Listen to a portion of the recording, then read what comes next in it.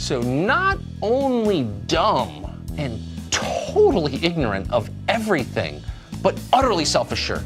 If there were a clinical exam for self-esteem, she'd be in the 100th percentile. How do people get like that? Is it our education system? Is it high schools? Is it colleges? So today, Ocasio-Cortez rolled out what is a horrific, frightening, frankly, piece of legislation. She's calling it the Green New Deal. Now, everything we have been saying about the new radical, extreme Democratic Party, what they were hiding in 2018, now it's all in writing. Impractical, misguided, economically guaranteed to be devastating plans ever championed by any American politician.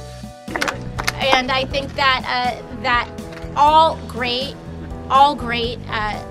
American programs, everything from the Great Society to the New Deal, started with a vision for our future.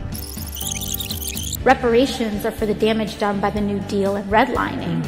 All great American programs, everything from the Great Society to the New Deal. Reparations are for the damage done by the New Deal and redlining. I think that there's a lot of people more concerned about being precisely, factually, and semantically correct than about being morally right. But being factually correct is important. It's absolutely important. At no point in your rambling, incoherent response were you even close to anything that could be considered a rational thought. Everyone in this room is now dumber for having listened to it.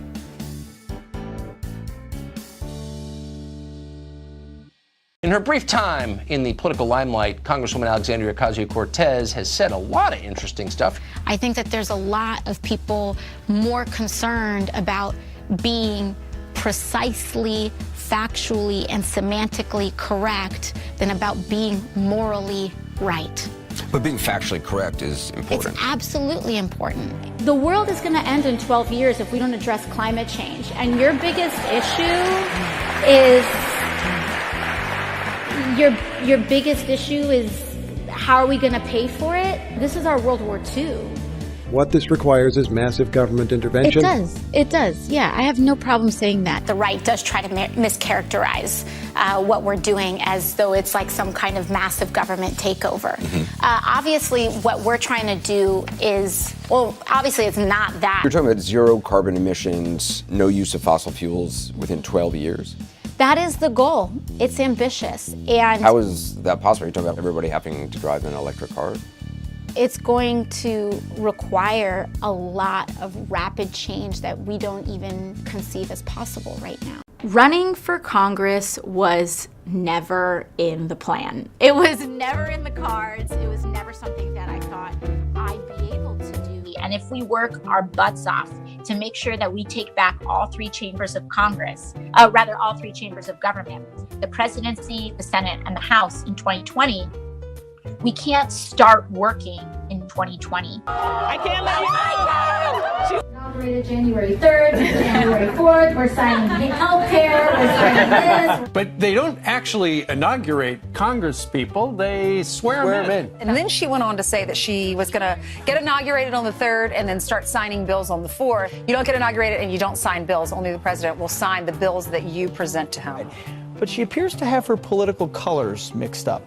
Hello, everybody. I'm so excited to be hopping on here, Senator Sanders' account, and we're here in Kansas City to rally for Brent Welder. We're gonna flip this seat red in November. Why did you run? I ran because I felt like we could do better and that we could be better as a country. And I looked around. You know, the benefit of capitalism is that you engage in voluntary trade. It is the system that, unlike all the others, has lifted more people out of poverty over the course of human history than any other system. Well, so I think that those things that you talk about, that you discuss, are part of the course of human evolution. Ocasio-Cortez says she can't afford to move to Washington. She can't make a deposit on an apartment in D.C. until she gets her first paycheck. Members of Congress earn a solid $174,000 a year. connected most to an electorate when they were fighting for these seats, when they got these seats, when they were campaigning most, when we had more of an American middle class. But that upper middle class doesn't exist anymore. But when you look at what she just said, that the upper middle class is gone, look at this. In 1979, it was at 12.9%, if we could put up the graphic. And today, the middle class has grown, as you can see, more than double that number from that many years ago.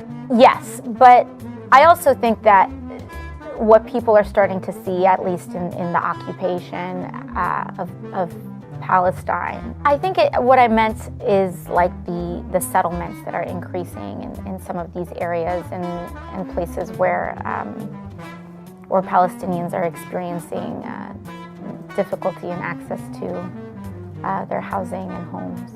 Do you think you can expand on that? Yeah, I mean, I think I'd also I am not the expert on geopolitics on this issue. You used the term the occupation of Palestine. What did you mean by that? Oh,